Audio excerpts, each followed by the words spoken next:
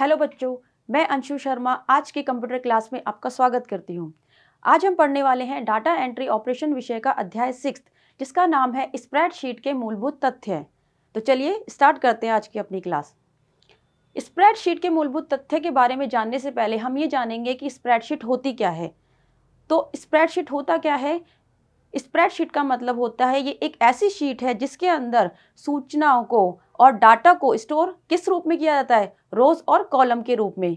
ठीक है, तो स्प्रेडशीट होती क्या है? स्प्रेडशीट एक बहुत बड़ी शीट होती है जिसमें डाटा और जानकारी रोज और कॉलम में व्यवस्थित होती है। ठीक है, अब देखिए स्प्रेडशीट की विशेषताएं क्या क्या होती हैं।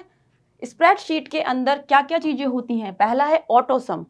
ऑटो का मतलब यहाँ पे हो गया ऑटोमेटिकली, ठीक है, और सम मतलब उसका सम।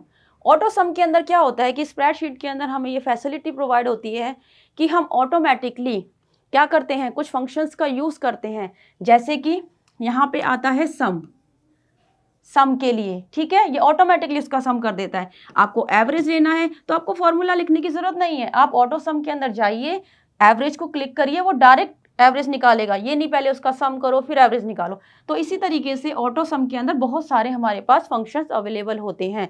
ठीक है, नेक्स्ट है लिस्ट ऑटोफिल। लिस्ट ऑटोफिल क्या करता है कि मैंने अभी आपको बताया ये कॉलम होता है, राइट।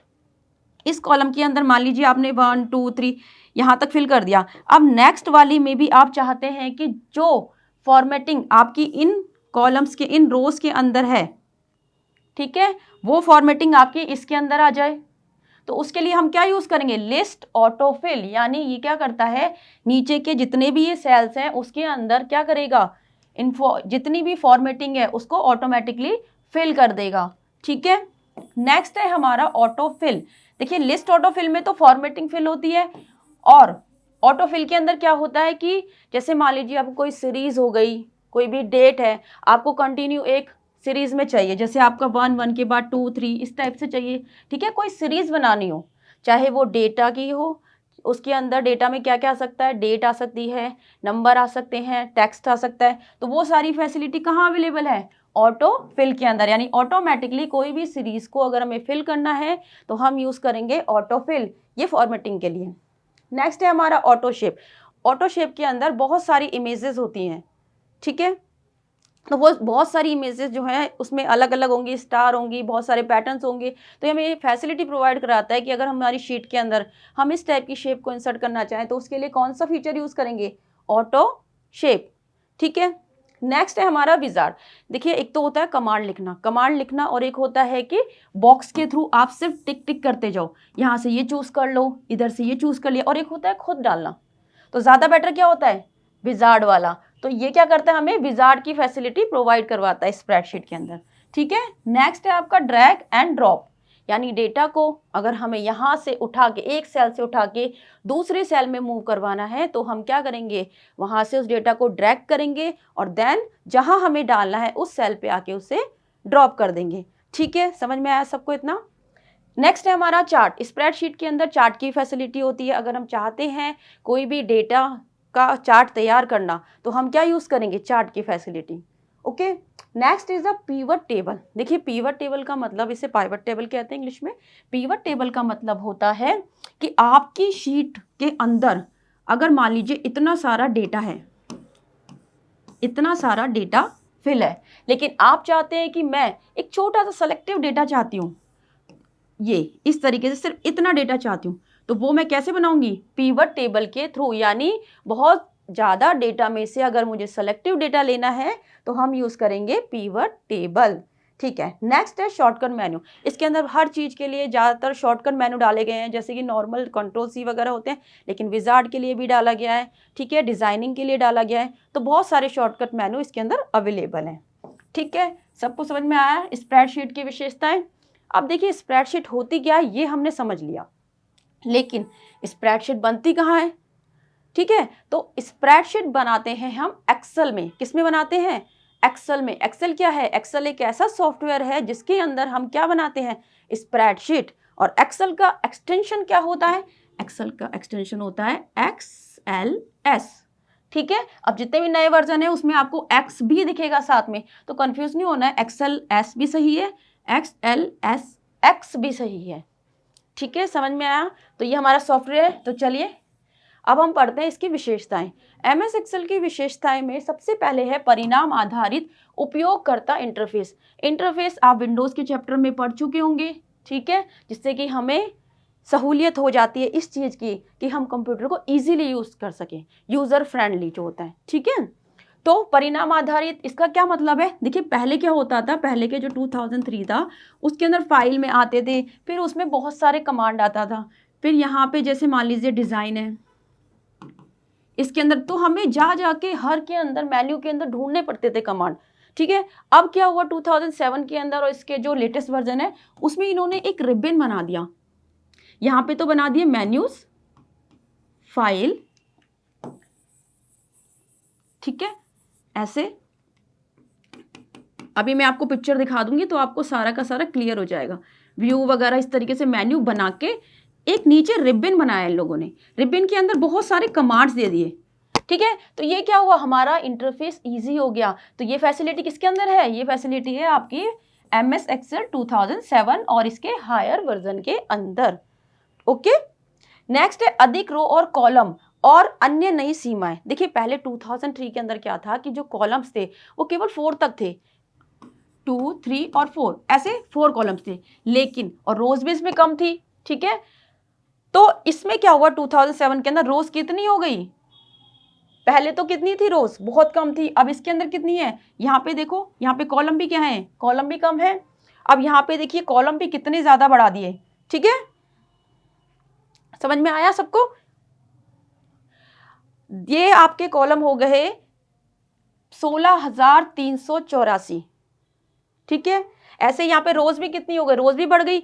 और सीमाओं से मतलब है इसके अंदर क्या हुआ कि जो एड्रेस होता है, एड्रेस पहले क्या है बहुत अलग आता था, अब क्या करने लगे ये जैसे एड्रेस का रेफरेंस जो है वो इन्होंने इजी कर दिया। और इसके अलावा बहुत सारी चीजें हैं जो कि 2007 के अंदर इम्प्रूव हुई हैं। ओके, नेक्स्ट है आपका ऑफिस थीम और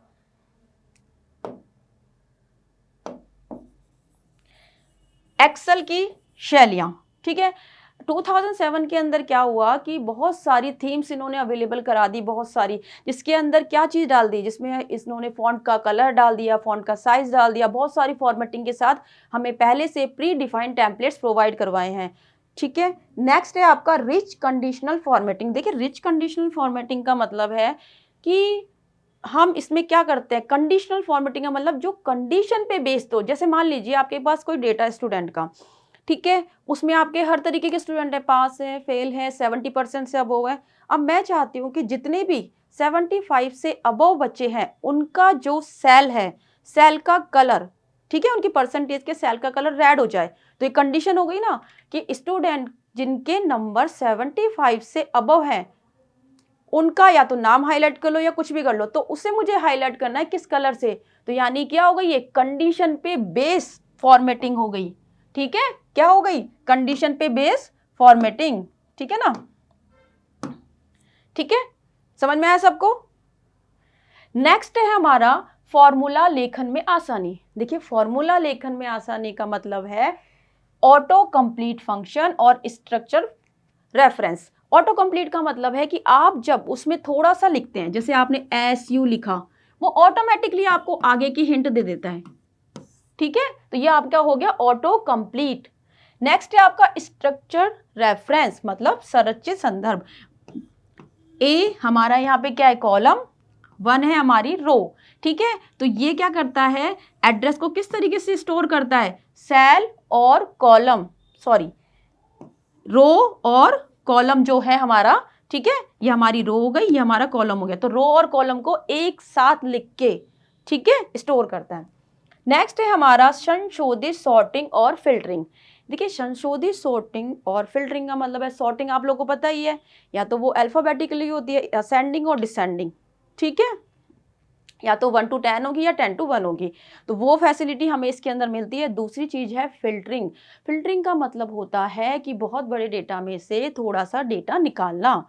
ठीक है, फिल्टर करना मतलब उसमें से डेटा को निकाल लेना। तो हम चाहते हैं कि हमारे पास बहुत सारा डेटा है, लेकिन उसमें से हम थोड़ा डेटा देखना चाहते हैं। जैसे अभी आपको मैंने कंडीशनल के अंदर एग्जांपल दिया था ना कि आप केवल 70% से अबव बच्चों का ही डेटा देखना चाहते हैं, तो हम वहाँ पे क्या यूज़ करेंगे, फिल्टरिंग। हम उसमें फिल्टरिंग का ऑप्शन यूज़ करेंगे, तो हमें सिर्फ और सिर्फ 70% से अबव वाले स्टूडेंट्स का डेटा ही दिखाई देगा। ठीक है, सबको यहाँ तक समझ में आया। अब हम पढ़ेंगे कि एक्सेल को स्टार्ट कैसे करते हैं। ठीक है, कैसे स्टार्ट करते हैं एक्सेल को। चलिए नेक्स्ट हम करते हैं एक्सेल को स्टार्ट करना। देखिए एमएस एक्सेल को बिल्कुल वैसे ही स्टार्ट करते हैं जैसे हमने वर्ड को स्टार्ट किया, जैसे हम पावर पॉइंट को करेंगे। ठीक है, सेम स्टार्ट पे आए, ऑल प्रोग्राम, माइक्रोसॉफ्ट ऑफिस और माइक्रोसॉफ्ट एक्सेल 2007। बिल्कुल इसी तरीके से इमेज से देख लीजिए, ऑल प्रोग्राम, स्टार्ट ये रहा, ऑल प्रोग्राम, माइक्रोसॉफ्ट ऑफिस और देन माइक्रोसॉफ्ट ऑफिस एक्सेल 2007। ठीक है, दूसरा तरीका होता है रन मेन्यू। रन मेन्यू कहाँ होता है, देखिए यहाँ पे जब आप स्टार्ट पे क्लिक करते हैं ऑल प्रोग्राम, तो ये बैक में एक बड़ी सारी विंडो खुली हुई है यहाँ पे बैक में, देखिए। ठीक है, ये मेन्यू खुल जाता है आपका यहाँ पे, तो यहीं पे ऑल प्रोग्राम के सामने वहीं पे आता है रन। तो रन पे जब क्लिक करेंगे तो वहाँ पे क्या होगा, एक बॉक्स खुल जाएगा इस तरीके से, यहाँ पे टाइप करने के लिए आता है। तो यहाँ पे आप क्या टाइप करेंगे, एक्सेल। क्या टाइप करेंगे, एक्सेल। ठीक है, तो दूसरा तरीका इसका ये होता है। ओके, चलिए अब हम जब इसको ओपन करते हैं तो हमारे सामने इस तरीके से एक वर्कशीट दिखाई देती है। ठीक है, अब हम इसे समझते हैं, इसकी हर एक चीज़ को ध्यान से समझिएगा, क्योंकि जितनी बार आप स्टेप लिखेंगे कोई भी कमांड पे जाने के लिए, तो आपको इन सब चीज़ों के मीनिंग पता होने चाहिए। ओके, तो सबसे पहले देखिए, ये जो हमारी शीट है, इसे हम शीट नहीं बोलते, इसे बोलते हैं वर्कबुक। क्या बोलते हैं, वर्कबुक। फाइल को क्या कहते हैं, वर्कबुक। जैसे आपकी बुक के अंदर पेजेस होते हैं ना, तो बुक क्या हो गई, हमारी ये पूरी वर्कबुक। ठीक है, इसके अंदर क्या होती हैं, शीट्स होती हैं, 1, 2 और 3। बाय डिफॉल्ट 3 शीट्स होती हैं। कितनी आती हैं, बाय डिफॉल्ट 3 शीट्स अवेलेबल होती हैं। अब आप इसको इस तरीके से समझिए, आपकी बुक है, ठीक है, उसके अंदर पेजेस हैं, तो बुक तो हो गई आपकी वर्कबुक, और वर्कशीट क्या हो गई आपकी, ये पेजेस, शीट 1, शीट 2, शीट 3। आपके सामने दो नाम आ सकते हैं, पहला स्प्रेडशीट, ठीक है, और दूसरा वर्कशीट। दोनों चीजें सेम हैं। ठीक है, तो कंफ्यूज नहीं होना है, स्प्रेडशीट और वर्कशीट दोनों क्या होती हैं, दोनों ही सेम है। अब चलिए फटाफट से इसको समझ लेते हैं।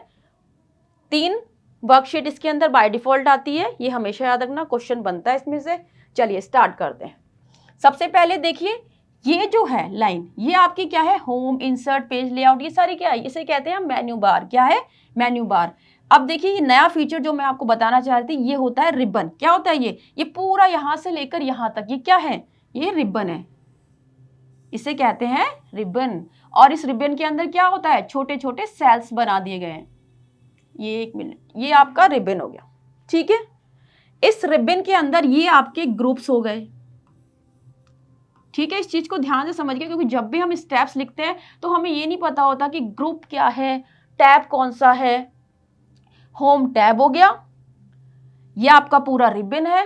इस रिबन में से ये छोटे छोटे क्या है, ग्रुप, और ग्रुप के अंदर हमारे पास क्या है, कमांड या ऑप्शंस, जो भी आप लिखना चाहें, कमांड या ऑप्शंस। ठीक है, समझ में आया इतना। अब देखिए, ये आपकी क्या है, एक्टिव सेल। सेल किसे कहते हैं, देखिए सेल क्या होता है, ये मेरी रो और कॉलम हो गई, तो रोज और कॉलम का जो इंटरसेक्शन पॉइंट, कि ये दोनों चीजें आपस में कहाँ काट रही हैं, वो पॉइंट क्या बनाता है, एक सेल। क्या बनाता है, एक सेल। ठीक है, तो यहाँ पे देखिए, जिस पर मेरा कर्सर है अभी, वो मेरा कौन सा है, एक्टिव सेल, जिसपे हम काम कर रहे हैं वर्तमान में, वो क्या कहलाता है, वो कहलाता है आपका एक्टिव सेल। ठीक है, समझ में आया, रिबन हो गया। अब देखिए, ये हमारे कॉलम्स हैं, A B C D से लेकर पूरे Z तक। क्या है ये, कॉलम्स। ठीक है, कॉलम्स इस तरीके से हो गए और रोज इस तरीके से। ओके, ये हॉरिजेंटली, ये हमारा वर्टिकली। समझ में आया सबको? ये कॉलम्स हो गए और ये हमारी क्या है, ये हमारी रोज। ठीक है, और इन दोनों से जो भी ये छोटे छोटे ये बन रही है क्या है हमारे सेल्स, क्या है सेल्स। ठीक है, क्लियर? एक्टिव रिबन हो गया। अब देखिए ये रो है, रो हेडिंग हो गई, और यहाँ पे ये देखिए वर्कशीट टैब स्क्रॉल बटन, ये बटन दिख रहा है, ये लेफ्ट राइट मूव करने के लिए कि आपको वर्कशीट पे जाना है, नेक्स्ट शीट पे जाना है। ठीक है, उसके लिए ये लेफ्ट और ये राइट। ओके, नेक्स्ट है आपका शीट टैब, ये मैं ऑलरेडी बता चुकी हूँ। स्टेटस बार, देखिए स्टेटस बार हर विंडो के नीचे अपनी खुद की स्टेटस बार होती है। स्टेटस मतलब उसका स्टेटस बताती है कि उसको कितना जूम करना है, ठीक है, उसमें कितनी वर्कशीट्स हैं, कितने पेजेस हैं, इस तरीके से। तो स्टेटस बार क्या बता रही है, स्टेटस बता रही है। हॉरिजॉन्टल स्क्रॉल बार, ये आपकी स्क्रॉल बार है, ये आप हर चीज में पढ़ेंगे, डॉक्यूमेंट में भी, सब में। ये आपकी कैसी है, ये वर्टिकल स्क्रॉल बार। ठीक है, समझ में आया सबको ये वाली स्क्रीन? इसको बहुत अच्छे से समझिएगा, क्योंकि इसी के आधार पर आप क्या करेंगे, सारे के सारे कमांड्स को लिखेंगे। ओके, चलिए नेक्स्ट है हमारा वर्कशीट का चयन करना, जोड़ना और नाम परिवर्तित करना। ठीक है, इसका क्या मतलब है कि हम वर्कशीट को कैसे चूज कर रहे हैं, उसको कैसे ऐड कर रहे हैं और उसको कैसे चेंज कर रहे हैं। ठीक है, वर्कशीट को तो सबसे पहले अगर हमें कोई भी नई वर्कशीट इंसर्ट कर लिए, बाय डिफॉल्ट 3 आ रही है, पर मुझे चाहिए उससे ज़्यादा, तो क्या करेंगे हम उसके लिए हम एक नई वर्कशीट को इंसर्ट करेंगे। अब नई वर्कशीट को इंसर्ट करने के 3 तरीके होते हैं। ठीक है, आपके एग्जाम में एक क्वेश्चन आता है जैसे वैकल्पिक विधि, तो मैं वो भी बताऊंगी आपको, तो आपको वैकल्पिक में वही लिखनी है। और वैसे अगर पूछा जाए तो आप इन तीनों में से कोई भी एक तरीका लिखाइए, आपका तीनों सही है। ठीक है, तो सबसे पहले एक नई वर्कशीट को इंसर्ट करने का सबसे पहला तरीका है ये वाला। बाय डिफॉल्ट 3 आ रही है, उसके आगे देखिए ये दिख रहा है न्यू होता है, इसका मतलब न्यू वर्कशीट। ठीक है, यहाँ पे आइए, राइट क्लिक करिए, राइट क्लिक करेंगे तो वहाँ पे ऐड आ जाएगा, वहाँ से आप इसको ऐड कर सकते हैं। ठीक है, ऐड पे क्लिक करने के बाद आपके पास यहाँ पे क्या आएगा, नाम लिखने के लिए आप यहाँ पे नाम लिखिए, आपकी नई वर्कशीट इंसर्ट हो जाएगी। ठीक है, समझ में आया पहला तरीका? चलिए, ये आपका है दूसरा तरीका।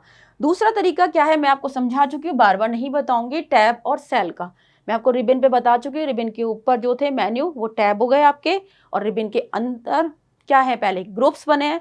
ठीक है, ग्रुप्स मतलब समूह। तो होम टैब में आइए, उसके अंदर आप सेल समूह के अंदर आइए। ठीक है, वहां पे आके आप इंसर्ट, और इस तरीके से देखिए ये आपका इंसर्ट ऑप्शन आ गया, ये आपका सेल वाला है। इंसर्ट पे क्लिक करा और यहाँ पे आपके पास है इंसर्ट शीट। ठीक है, क्योंकि अभी हम शीट पे काम कर रहे हैं। समझ में आया सबको दूसरा तरीका?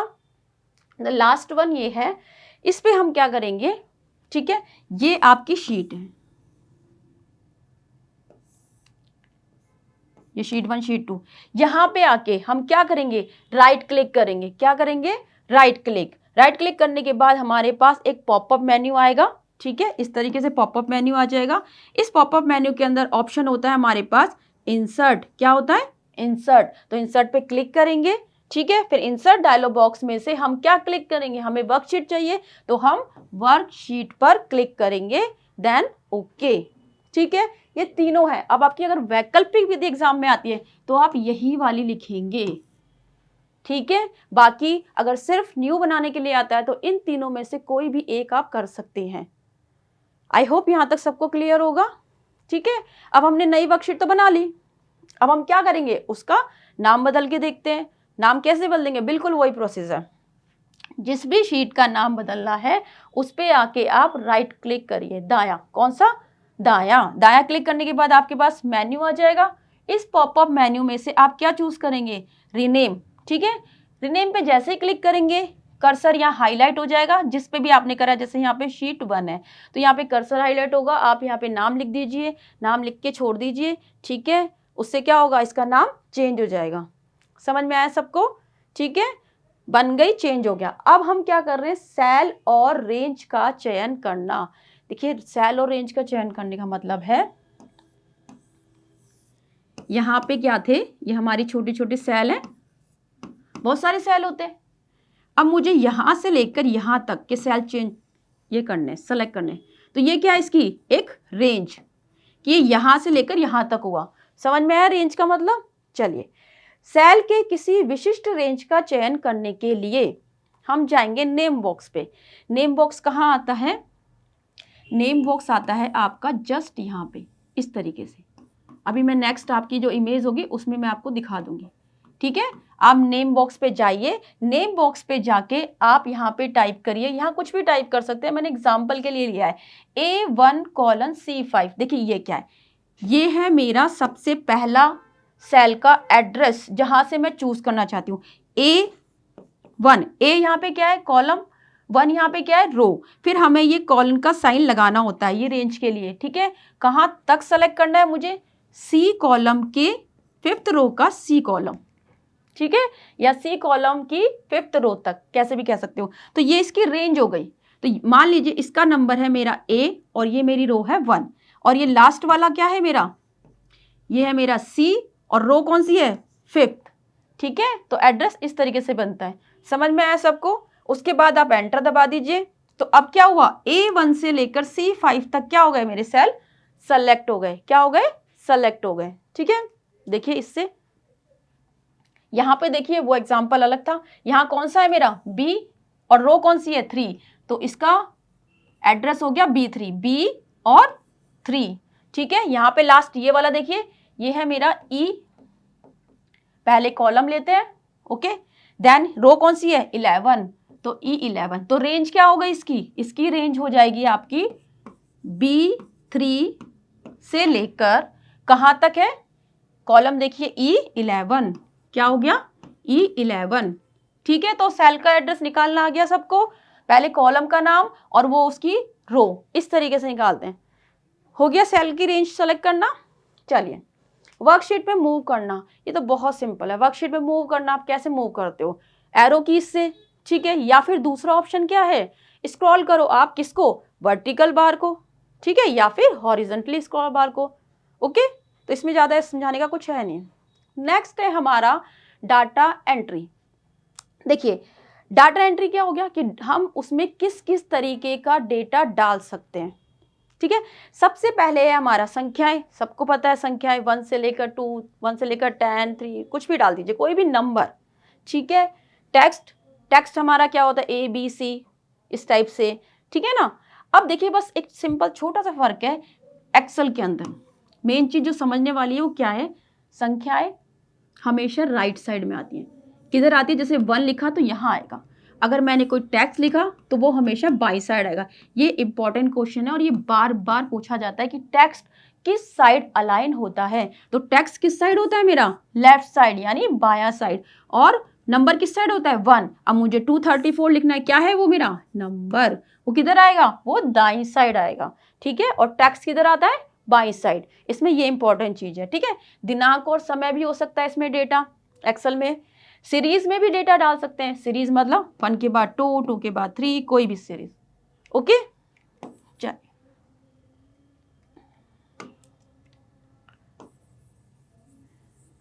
समझ में आया सबको यहां तक? ठीक है। नेक्स्ट टॉपिक है हमारा एडिटिंग। हमने डेटा समझ लिया, ठीक है। अब एडिटिंग कैसे करते हैं डाटा की? इसमें 2 तरीके। पहला, संपादित किए जाने वाले उस सेल का चयन करो और F2 दबाओ। देखिए ये आपने सेल को सेलेक्ट करा, ठीक है। सेलेक्ट करने के बाद जैसे आप F2 दबाते हैं, मान लीजिए ABCD कोई टेक्स्ट लिखा हुआ है, आपने F2 दबाया तो क्या होगा? वो कर्सर जो है वो यहाँ ब्लिंक करेगा, ठीक है। तो उसके बाद आप अपना जो भी टेक्स्ट लिखना है आप उसको लिखिए, इसे हटाइए और सेल को चुन के उसकी एंट्री टाइप करिए, ठीक है। फिर सेल के डेटा को मिटाने के लिए डिलीट की दबाइए या फिर आप बैक स्पेस की भी दबा सकते हैं। अंडू बटन या कंट्रोल Z का उपयोग भी कर सकते हैं, ठीक है। समझ में आया?